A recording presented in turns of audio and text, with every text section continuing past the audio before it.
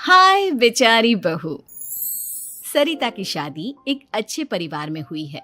उसका पति रोहन उसे बहुत प्यार करता है। घर में उसकी सास शांति और ननद मीनाक्षी भी है, जो सरिता के किसी काम में दखल अंदाजी नहीं करती। लेकिन फिर भी सरिता को ऐसा लगता है कि दुनिया की सबसे ज्यादा बेचारी बहू वही है और सबसे ज्यादा अत्याचार उसी पर हो रहा है। माँ जी, ये लीजिए आपकी चाय। अरे बहू, तूने इतनी ज्यादा चीनी क्यों डाल दी चाय में? हाय हाय माँ जी, मैंने तो उतनी ही मीठी बनाई है जितनी मीठी आपको पसंद है। माँ जी, आपको तो मेरे हाथ की चाय अच्छी ही नहीं लगती। जब देखो कुछ न कुछ कमी निकाल ही देती हो। अरे बहू, तू एक बात के पीछे ही पड़ जाती है। मैंने ऐसा कब कहा कि तू रोज चाय खराब बनाती है? सरिता अपने कमरे में चली जाती है और फोन उठाकर अपनी माँ से बात करती है। हेलो माँ, कैसी हो आप? क्या कर रही हो? मैं तो ठीक हूँ, पर तू बता, तेरा मूड कैसा है? तेरी आवाज से लग रहा है कि कुछ तो हुआ है तेरे ससुराल में। अरे क्या बताऊँ माँ, यहाँ तो हर समय मेरे साथ बहुत बुरा व्यवहार होता है। मैंने अपनी सास के लिए इतनी अच्छी चाय बनाई, लेकिन मेरी सास चाय पीते ही मुझे 4 बातें सुना दी। बेटी, तू इतनी छोटी छोटी बातों पर ध्यान ही क्यों देती हो? तुम्हारी सास ने कुछ बोल भी दिया तो क्या हो गया, वो बड़ी है ना तुझसे। माँ ने इतना समझाया, लेकिन इस बात का सरिता पर कोई असर नहीं हुआ। अपनी बेचारी बहू की छवि वो बदलना ही नहीं चाहती। अगली सुबह सब नाश्ते की टेबल पर बैठकर नाश्ता कर रहे थे, तभी सरिता ने अपने पति से कहा, सुनिए जी, मुझे ना आज बाजार से कुछ सामान लेकर आना है। आज आप ऑफिस से आने के बाद मुझे लेकर चलना ना। भाभी, मुझे भी कुछ किताबें खरीदनी है। आप दोनों जा ही रहे हो तो मेरी किताबें भी ले आना। लो, अभी तो बात ही की है बाजार जाने की, तो एक फरमाइश आ गई। माँ जी, आप भी बता दो कुछ, और हाँ, मोहल्ले वालों से भी बोल दो अगर वो कुछ मंगवाना चाहते हो तो। बेचारी मीनाक्षी अपना सा मुंह लेकर रह गई। ये सब देखकर रोहन से चुप नहीं रह गया और वो गुस्से में बोला, सरिता, क्या हो गया है तुम्हें? मीनाक्षी ने तो सिर्फ किताबों के लिए बोला है। तुम्हें मीनाक्षी से इस तरह से बात नहीं करनी चाहिए। माफी मांगो उससे अभी। क्या? मैं माफी मांगू?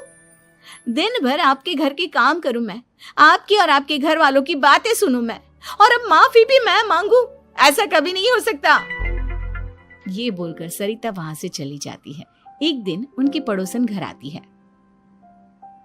अरे सरिता, क्या कर रही है? और क्या करूंगी भाभी जी, बस घर का काम ही कर रही हूँ। आप बताओ कैसे आना हुआ? अरे मैं तो तुम्हारा हालचाल पूछने आई थी, लेकिन तुम तो बिजी लग रही हो। कोई बात नहीं, मैं बाद में आ जाऊंगी।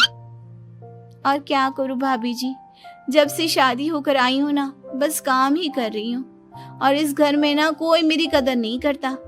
पति है जो बस घर से ऑफिस, ऑफिस से घर। ननद को तो कॉलेज से फुर्सत नहीं। बची सास तो उनका सारा समय मेरी गलतियां निकालने में लग जाता है। अरे ये क्या कह रही हो सरिता? तुम्हारी सास तो पूरे मोहल्ले में तुम्हारी तारीफ करती फिरती है कि तुम बहुत अच्छी हो, पूरा घर तुम्ही ने संभाल रखा है। हाँ तो क्या हुआ, इसमें गलत क्या कहती है? सच्ची तो कहती है। मेरी मर्जी के बिना इस घर का पत्ता भी नहीं हिलता। शाम को जब रोहन घर आया तो उसने सबसे कहा, कल हम सबको मौसी जी के घर जाना है। उनकी बेटी की शादी है। सब अपनी अपनी पैकिंग कर लो, सुबह होते ही निकल जाएंगे। और सरिता, तुम कान खोलकर सुन लो, वहां जाकर किसी की बुराई भलाई शुरू मत कर देना, नहीं तो मुझसे बुरा कोई नहीं होगा। हाय हाय जी, आप तो ऐसे कह रहे हो जैसे मैं सुबह शाम सबकी बुराई करती फिरती हूँ। आज तक कोई कह नहीं सकता कि मैंने किसी की पीठ पीछे किसी के बारे में कोई बुरी बात बोली हो तो। अरे बस बहू, बात को और ज्यादा आगे मत बढ़ा। हमें सब पता है तू हमारे साथ क्या व्यवहार करती है। ये बात घर तक रखना, शादी में किसी को कुछ मत बोलना, नहीं तो सब कहेंगे कि शांति की बहू कितना बोलती है। हाँ हाँ, सब कुछ तो मैं ही बोलती हूँ ना। आप लोग तो हर समय फूलों की बारिश करते रहते हो मेरे ऊपर। सारी गलती मेरी है जो मैं इस घर में आई। सबका कितना ध्यान रखती हूँ, लेकिन फिर भी मेरी तो आप लोगों की नजर में कोई कदर ही नहीं है। अगली सुबह सब लोग मौसी जी के घर पर चले जाते हैं। वहां पर शादी का माहौल होता है, सब जगह चहल पहल होती है, बहुत सारे मेहमान आए हैं। सरिता को वहां बहुत अच्छा लग रहा है।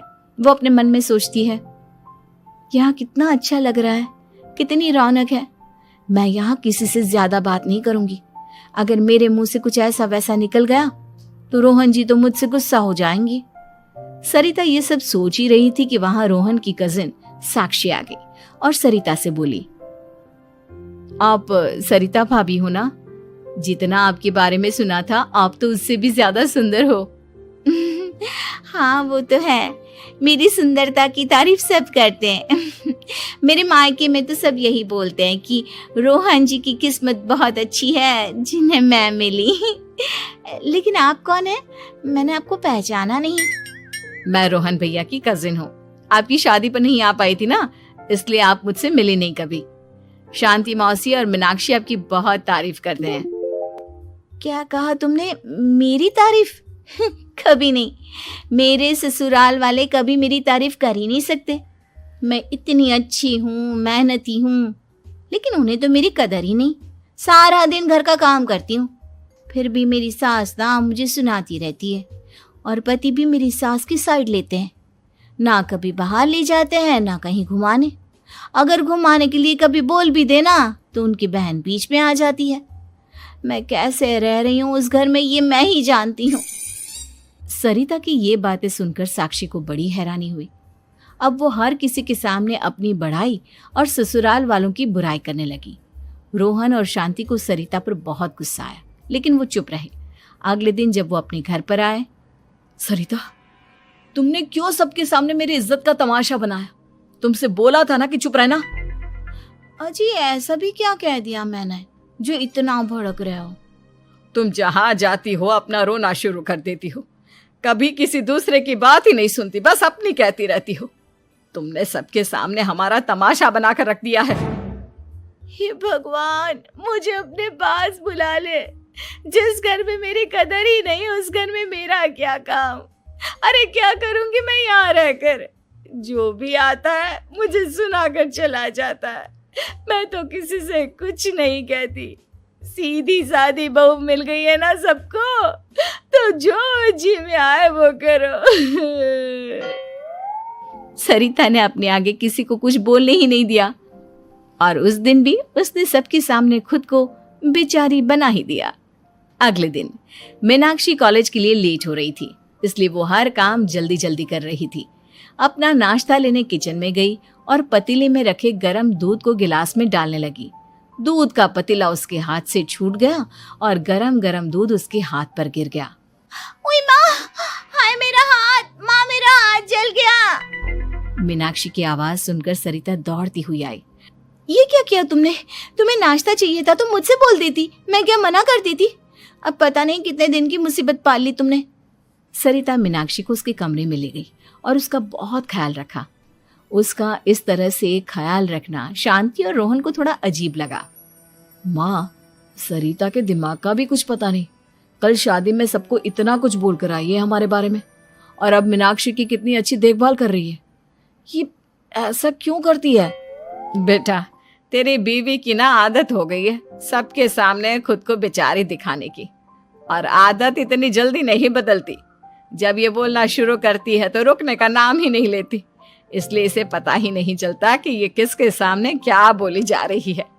लेकिन दिल की बहुत अच्छी है। हमें भी अपना दिल बड़ा करके ये जैसी है इसे स्वीकार करना चाहिए।